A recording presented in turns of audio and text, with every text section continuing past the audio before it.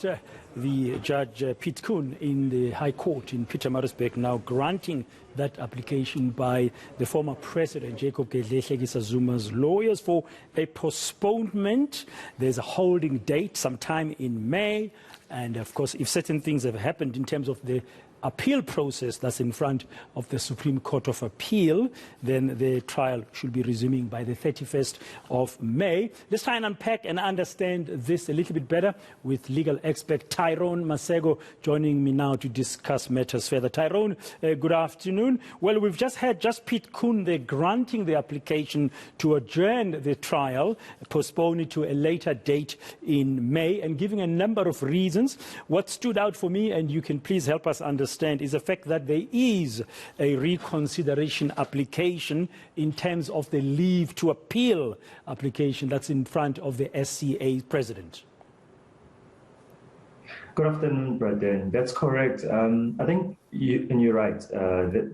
Essentially, it's what the decision turned on. It's a good decision. I can understand the decision, let's put it that way. And for the reason that the application to the Supreme Court of Appeal is a motion on its own and forms part of an appeal to which Jacob Zuma is entitled to. So that process having taken place,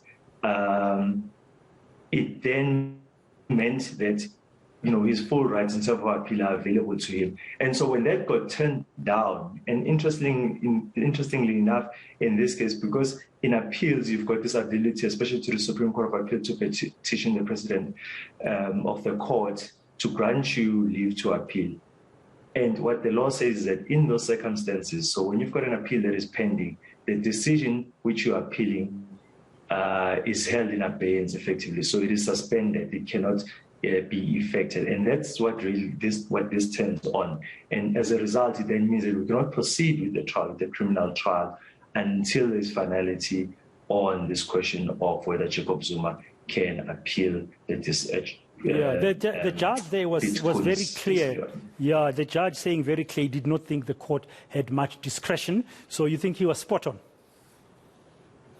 He was, but for me, that's not where it ends. It's actually quite complex and probably an academic question at this point, but it's becoming more of an academic question in the sense that, here's the question.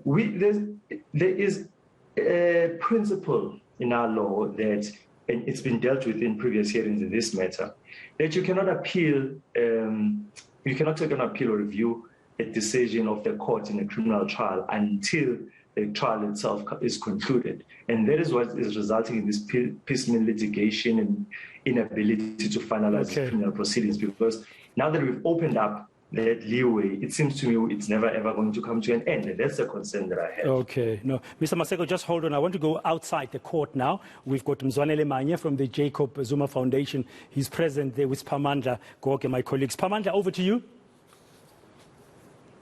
To hospital. Yes, His Excellency President Zuma is in the hospital as we speak. Doctors are running tests to establish exactly what is the challenge. Let's talk about your reaction here today. The legal team has been granted what they asked for, a postponement. Are you hopeful that by the 17th of May, the process at the Supreme Court of Appeal would have been concluded? Yeah, most definitely. We are hoping so. And so 17th of May is a date that has been penciled down. Clearly, it's a hopeful date. But if the SCA is able to conclude matters before then, so be it. If not, the court actually understands that it may not be. So we are at the hands of the SCA. For clarity purposes, I know you will not divulge the details, but which hospital and which province is the former president admitted to? The guy that's busy harassing you on your ear from the studio. No one. No one. It's just you. Okay. No, that's fine. No, we're not in a position to divulge that, but the only thing we can tell you is not in Russia, he's in South Africa. And how is he? He's coping with the situation. He can still talk, he can still walk, as it were, but the situation is such that he can't be in a stressful environment.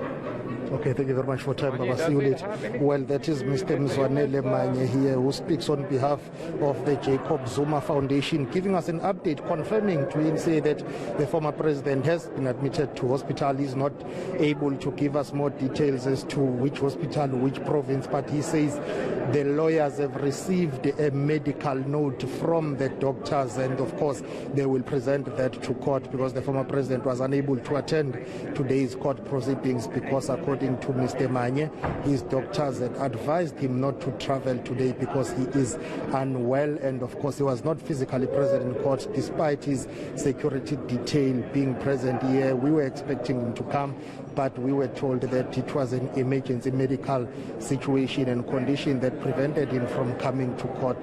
Zwanele Manye confirming that the former president has been admitted to hospital. Of course, the matter has been adjourned to the 17th of May by Judge Pitkun. The former president's legal team argued that they are seeking a postponement because they need to finalize the matter that they have taken to the Judge President of the Supreme Court of Appeal, Judge Mandi Samaya, where they are asking her to reconsider the decision of the two judges of the Supreme Court of Appeal that decided not to entertain the former president's petition of the Supreme Court of Appeal, whereby he wanted to go there and appeal the decision and judgment of Judge Pitkun here in Pietermaritzburg. Thank you very much, Pamandla Goke. Let's go outside now to Thulasizwe Simelane, my fellow eNCA here and a colleague at eNCA. Thulasizwe, good afternoon. Well, there you have it. Just now, a short while ago, Mzwanele Manyi from the foundation telling Pamandla that where they welcome the ruling, but they are now in the hands of the SCA. Yeah, absolutely, Praten. Specifically in the hands of the President of the Supreme Court of Appeal, Justice Mandi Samaya, in whose realm it is now to decide whether there are exceptional circumstances, as that Section 17(2)(f) of the Superior Courts Act requires, that under exceptional circumstances, to put it properly in context, Praden, it provides that the decision of the majority of the judges is the decision of the court, with the proviso that in exceptional circumstances the President of the SCA may remit a decision back to the court. It's not up to her to then reconsider that decision, but it's up to her to, under exceptional circumstances, remit it back to the court, the SCA, for possible reconsideration or, if necessary, variation of the decision. That decision in this instance is the decision of the SCA to say to former President Jacob Zuma, we will not hear you on appeal, appealing the decision taken by Judge Pitkun before that, to say that, you know, his special plea to have Billy Downer removed would not be successful. Okay, Spamandla, we want to go back and take a listen now to the NPA. They are reacting to the decision in the court now. Let's listen in. We can only hope that finally the matter will resume and the proceedings will be underway once all the appeal processes are concluded. The judge also said that he needs substantive evidence to show that there's a Stalingrad strategy of litigation. Do you think the state will ever be in a position to make that case, that this is actually an abuse of court process, because that's the case that you made today? Look, that is not what we seek to achieve and argue at the end of the day. Our main focus is exhausting all avenues to ensure that the trial does resume, because they've already pleaded, and therefore on the basis of the appeal we want to see to it that at least finally this matter is ventilated in court through evidence that we will present. Will that happen this year, do you think? We hope it does. Good luck. And today, Mr. Mhaka, you came here opposing the former president's application for this postponement, but the judge said the legal recourse allows that to happen. These appeal processes will need to be exhausted. You must be disappointed with the outcome. We are disappointed that the trial couldn't resume as planned, as we were ready to proceed, and that we argued opposing the application. However, we accept the ruling of the court. We accept it in the sense that he reaffirmed a position legally that regulates appeals. And we are hoping that at least on the holding date of the 17th of May, the President of the Supreme Court, Justice Maya, would have resolved the reconsideration application so that at least South Africans at last can see to it that the matter does proceed to finality. Because we've been waiting, and it has been quite an agonizing and protracted process of over 17 years. Zwanele Manye has just told us that the former president has been admitted to hospital. His medical doctors or medical team has sent a letter to the lawyers, of course, to forward to the court. Have you heard anything about that? That was communicated to the prosecution team. We are hoping that by the 17th of May he would have recovered. Thank you very much for your time. That is Advocate Nthuzi Mhaka, who speaks on behalf of the National Prosecuting Authority here. Of course, we know that the NPA had come to court to argue that the former president should not be granted a postponement because they say this is part of time-delaying tactics, Stalingrad approach. But of course, Judge Pitkun going at length there to say, yes, even though there will be further delays, but the former president is within his constitutional rights to seek these appeal processes. The law provides for that to happen, and there is nothing that can be done about that because it's his constitutional right. As long as the law provides for it to happen, those who feel that they need to exercise their rights, they will continue to exercise their rights. So we'll be back here on the 17th of May, and hopefully there will be some progress. Yes, thank you very much, Pamaja. Let me bring back Tyrone Maseko before I go to Thulasizwe. Stand by there. Tyrone, just to come back to you, you say that, as Pamaja was saying, that it is, of course, within Mr. Zuma's constitutional rights to get what has been granted. Just to clarify, a reconsideration application, is that because they've applied to the Judge President, Mandisa Maya of the SCA, to reconsider the SCA's earlier decision? Is that why it's called a reconsideration application? That's correct, Praten. It's a very strange anomaly, as it were. You know, you don't generally get this now. Quite frankly, I'm not sure why it's there. Actually, I think we need to reconsider that decision or that law.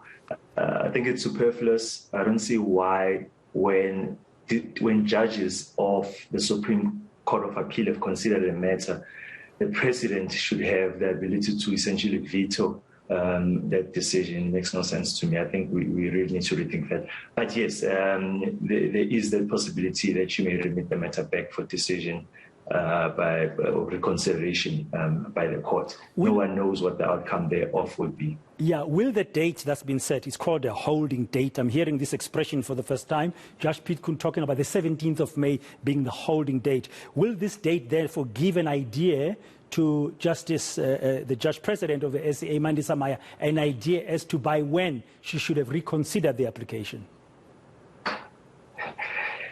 In a strange way, that's correct. But formally, no. So there won't be a notice to her requiring her to make a decision before the day, but she will be aware that there is, you know, I mean, the whole country knows what's going on here. So, and I'm pretty sure, you know, knowing how that court functions and how steadfast she is on these matters, that she will want to. It's not complicated. There really isn't a lot. It's not like you've got chairs to go through a whole pile of documents in order to come to this decision. So she should come to this decision, I think, before the holding date. And but then when you say that you're not used to it, it's essentially what it means is that it goes really to this issue. Remember, there was this question of whether they could postpone the matter sine die. Sine die meaning that without a confirmed date on when we're going to come back to court.